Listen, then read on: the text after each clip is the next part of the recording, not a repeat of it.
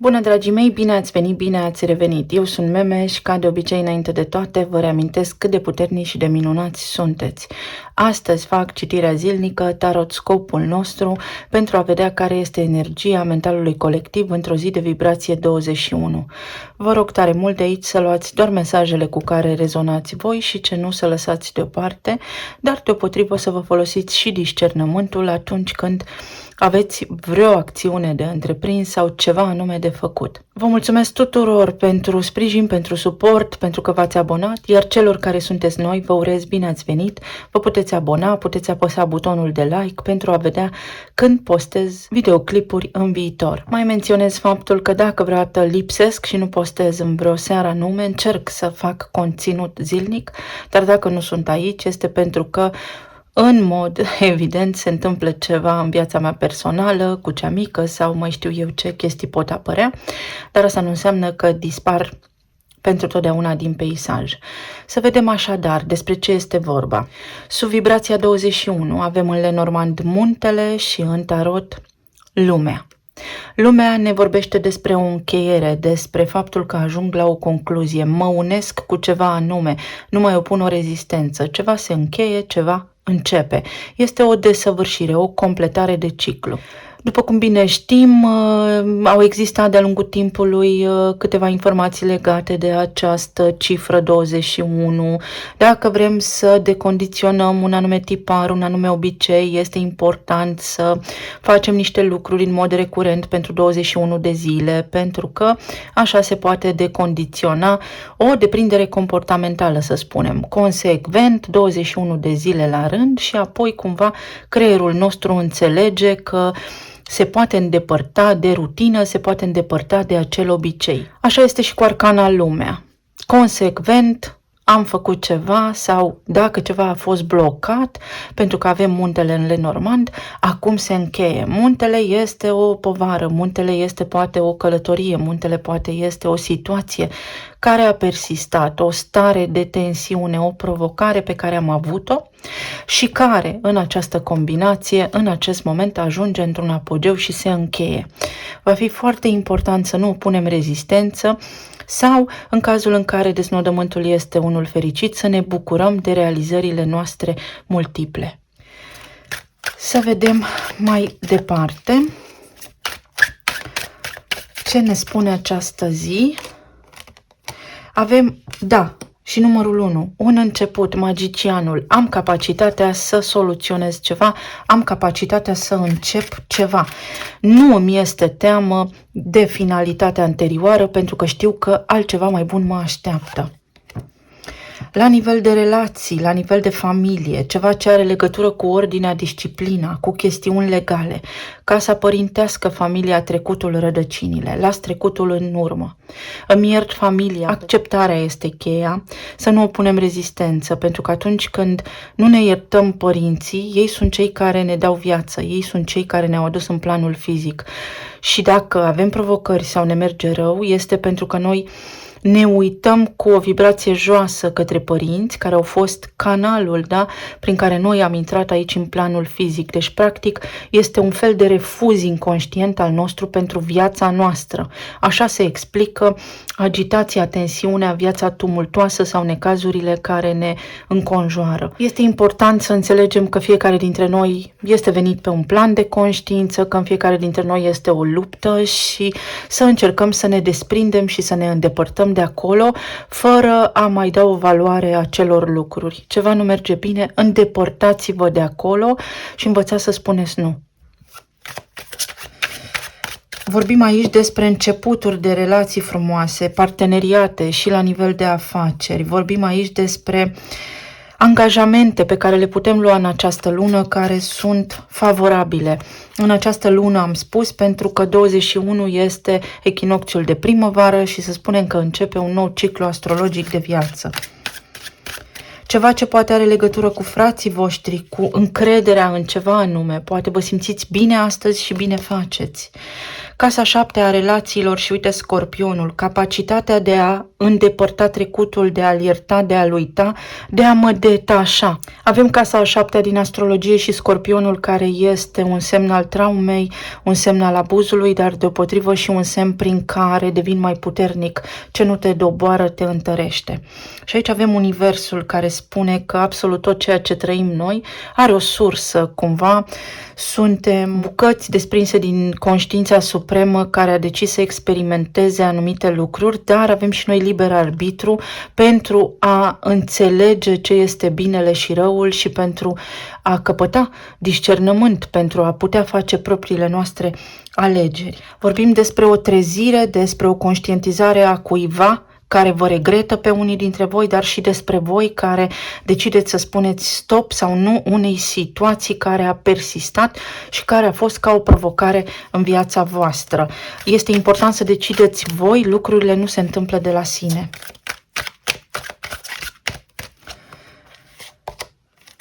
Și cavalerul, din nou numărul 1 și leul, voința mea, dorința mea, creativitatea mea, curajul, energia mea vitală. Acum am acces la energia vitală și încep ceva care mă face fericit, mă bucură pe termen lung.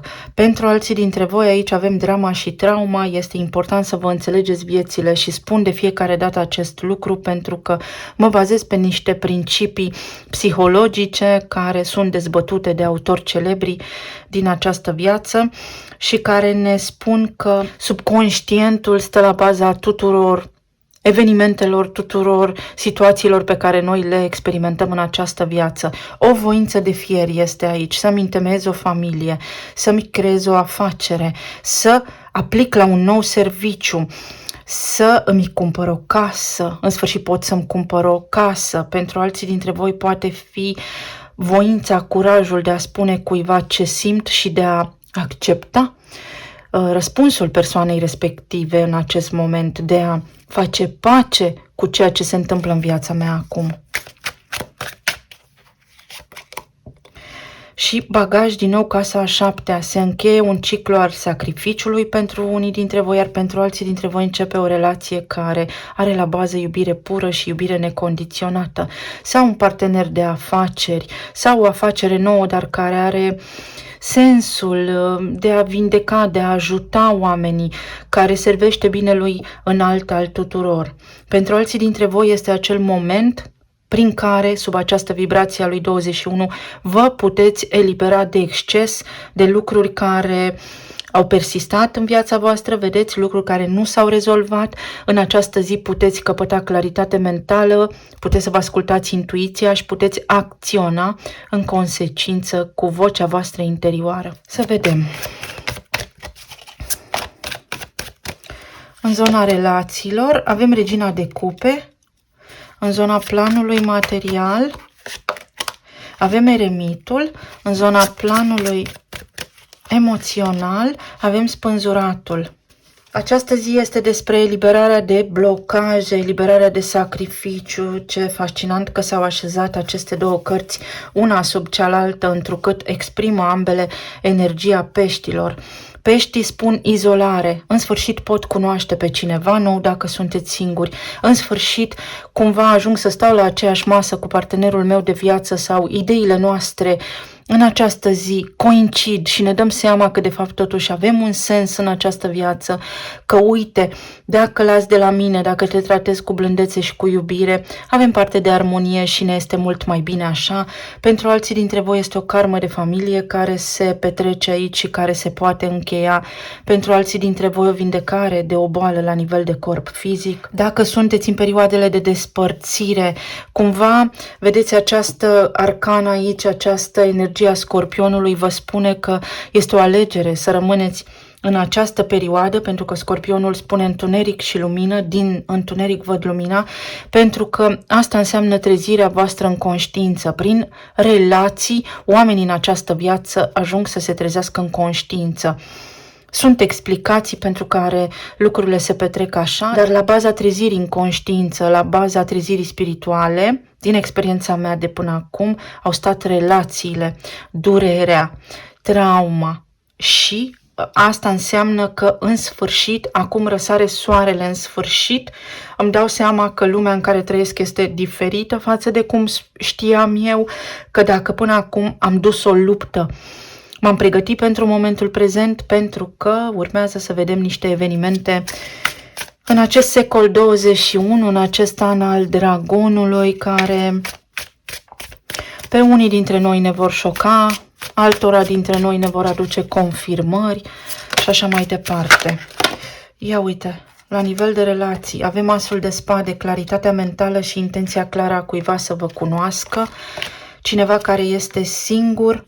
Pentru cei care sunteți în cuplu, poate unii dintre voi veți hotărâ să aveți o discuție serioasă despre familia voastră, unii dintre voi veți dori poate să vă despărțiți pentru că ați traversat o lungă perioadă de timp în care relația a ajuns să nu mai aibă un viitor.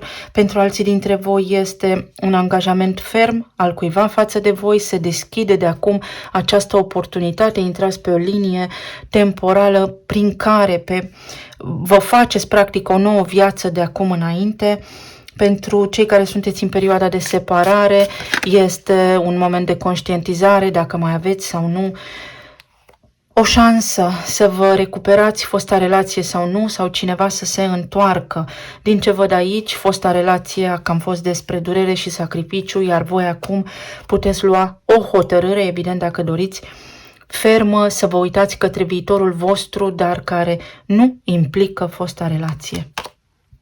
3 de cupe și bucurie.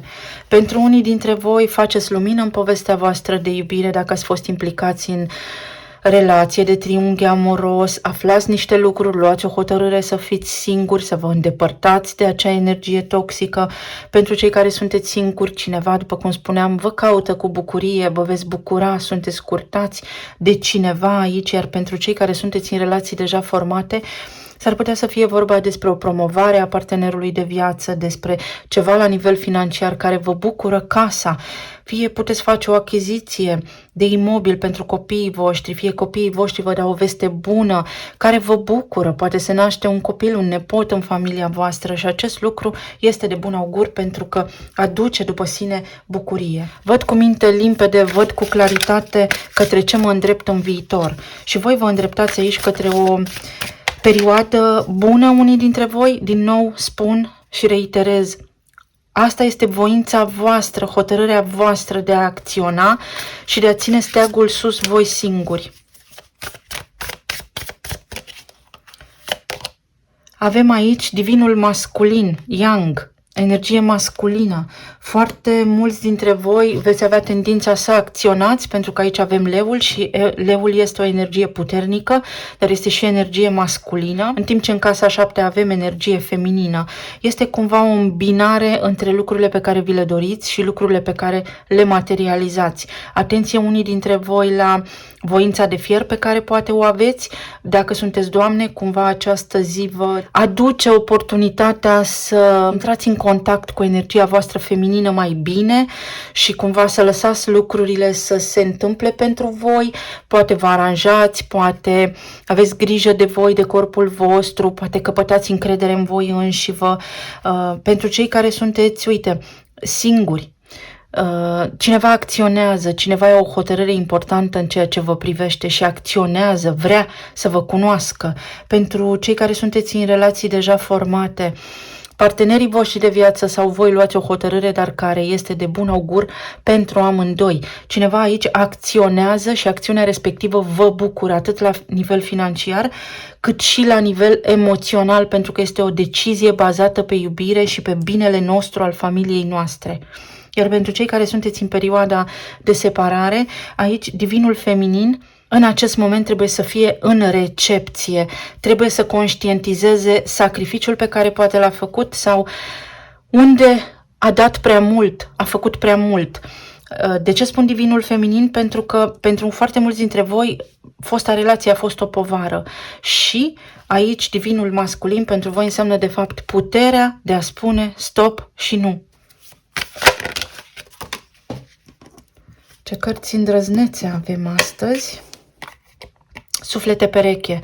puteți cunoaște pe cineva nou, cei care sunteți în relații puteți avea parte de o zi în care vă simțiți eliberați de o povară, de o constrângere financiară, de niște provocări cu ai voștri copii, de neînțelegerile voastre. Este o zi lină, este o zi prin care ce nu ne-a doborât ne-a făcut mai puternici, ne înțelegem.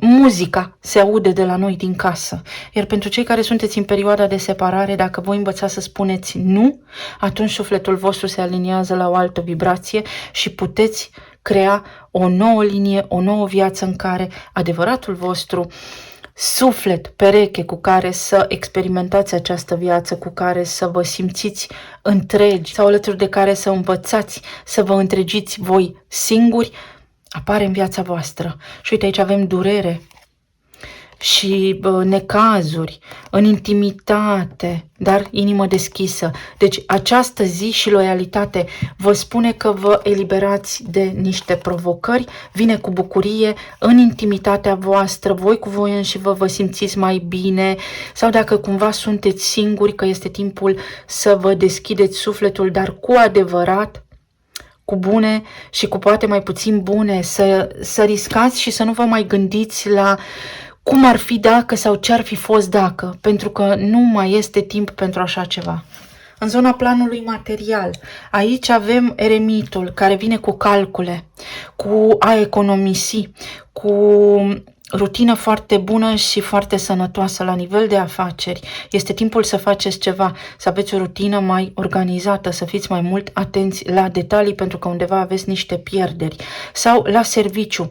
Atenție că s-ar putea să aveți responsabilități în plus care vă pot și îmbolnăvi pentru că sunteți foarte stresați sau, atenție, unde faceți mai mult decât vi se cere voi benevol. Poate pentru alții dintre voi încheiați o perioadă în care spuneți stop, mă ocup de prea multe lucruri și eu aș vrea să mă ocup doar de ceea ce am agreat noi inițial la interviu. Pentru alții dintre voi vine către voi o reușită, se creează o șansă prin care să reușiți să achiziționați niște lucruri pe care vi le doreați, pot fi tranzacții comerciale aici implicate pentru că eremitul este arhetipul lui Mercur și Mercur guvernează și Gemenii și Fecioara. Pentru alții dintre voi, sănătatea, aici niște bani pe care îi plătiți, niște analize pe care poate le plătiți, dar pentru care ulterior respirați ușurați. 10 de bâte. Vă eliberați de o povară, fie se mai angajează niște oameni la locul vostru de muncă, fie luați voi o hotărâre să plecați de acolo, să faceți ceva nou, fie în sfârșit obțineți ceva ce vă doriți voi foarte mult, pot fi chiar și bani. Evitați o constrângere financiară, o povară financiară, vă eliberați de o povară financiară, justiția. Poate unii dintre voi aveți procese pe rol și aici sunt procese karmice, sunt procese care au legătură cu relațiile voastre printr-o anume conjunctură sau nu, sau poate vreun client s-a trezit acum că nu e mulțumit sau chestii de genul acesta, dar vă eliberați, se reglează niște conturi, se reglează niște lucruri. A venit timpul să accesați abundența. Uite, roata destinului, o șansă. Aveți o șansă să ieșiți dintr-o provocare financiară, aveți o șansă să aplicați pentru o poziție de manager, aveți o șansă să vă întemeiați o familie, aveți o șansă să vă întemeiați o afacere, aveți o șansă să vă schimbați serviciul. Oh, ce frumos! Planeta Pământ, Gaia și să manifest. Manifest în funcție de ceea ce se întâmplă în sufletul meu. Am o șansă ca în această viață să accesez abundența. Am o șansă, viața mea aici a trecut prin anumite etape și în sfârșit mă eliberez de o povară pe care am avut-o poate încă de la naștere, de o karmă la nivel financiar pe care am avut-o poate de la naștere. Pentru alții dintre voi este o moștenire sub o formă sau alta. Preluați ceva, dar are sensul și rolul de a vă ajuta pe voi să evoluați mai mult, să vă împliniți la nivel de plan material mai bine. Iar în zona planului emoțional avem spânzuratul. Este o zi prin care să aduceți în conștiința voastră niște conștientizări, să luați o pauză, Este o pauză, dacă vă este greu astăzi să vă luați o pauză, poate cereți o zi liberă de la serviciu, este în regulă. Nu se oprește lumea asta în loc pentru că respirăm noi sau pentru că ne așezăm noi pe o bancă să cugetăm. La nivel de stare de sănătate, ceva poate fi aici de lungă durată, dar veți găsi o formă să vă descurcați cu această condiție medicală, să treceți peste. Pentru alții dintre voi să mai cereți o părere pentru un anume diagnostic, iar pentru alții dintre voi atenție la imunitate. Peștii vorbesc despre izolare, despre spitalizare. Pentru unii dintre voi puteți să vă externați acum sau se opresc niște drumuri către spital, către clinică. Uite, temperanța, echilibru, ajung la o concluzie sănătoasă care îmi face bine, este o zi de liniște și armonie. Regele de bâte, o zi în care știu ce vreau, o zi în care, prin curaj, ceva din ce aud, din ce văd, niște cuvinte ale cuiva îmi dau curaj să merg mai departe. Pentru alții dintre voi este o persoană care, da, poate să vină către voi hotărâtă, foarte hotărâtă să vă ia din spate această povară, să vă întindă o mână de ajutor sau să regleze niște conturi. Și cavalerul de cupe, vedeți cum avem și aici regina de cupe, ceva începe și este bun pentru mine. Aflu ceva ce mi încântă auzul, mă bucură o veste, cineva îmi dă o veste bună sau eu iau hotărârea că sunt bine. Pentru alții dintre voi, copiii voștri vă pot cere un sfat și tare bine vă veți simți, steaua. Iar alții dintre voi, da, puteți să întâlniți pe cineva, ziua aceasta vă va merge bine, vă eliberați de ceva, vă vindecați la nivel de sănătate, inovație, vă vine o idee. Vă vine o idee, veți găsi o soluție la ce vă apasă. Uite, tăiem conexiunile cu trecutul, învățăm să spunem nu. Nu boală, nu stres, nu sărăcie, nu provocare. Nu, veți avea capacitatea să manifestați ceva puternic, ne sprijină mentalul colectiv. Astăzi lumea va fi mai optimistă. Educație. Iar unii dintre voi veți spune, ok, vreau să învăț, vreau să-mi port de grijă, vreau să fac acum pentru mine ce n-am făcut o viață, vreau să încep o viață nouă și o veți putea începe.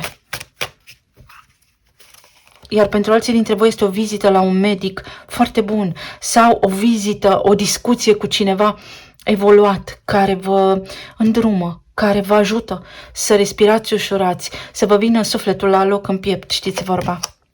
Autoritate. Alții dintre voi veți lua o hotărâre foarte importantă care de acum declanșează un lanț de evenimente favorabil pentru voi. Talismanele.